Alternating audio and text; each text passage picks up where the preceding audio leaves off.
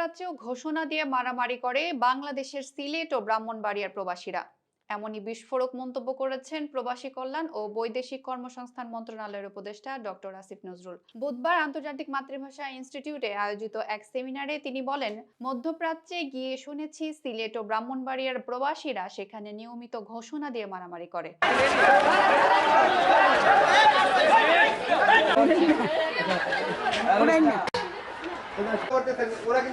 তার ভাষায়, বাংলাদেশের অল্প কিছু লোকের বাজে কাজের জন্য বিদেশে লাখো লাখো মানুষ সমস্যায় পড়ে। তিনি জানান, সৌদি আরবে এমন ঘটনাও আছে যেখানে বাঙালি মাস্তানরা বাসায় ঢুকে কুপিয়ে হাত কেটে দিয়েছে, লুটপাট চালিয়েছে। ডক্টর আসিফ বলেন, আমি জিজ্ঞেস করেছিলাম পুলিশকে জানায় না কেন।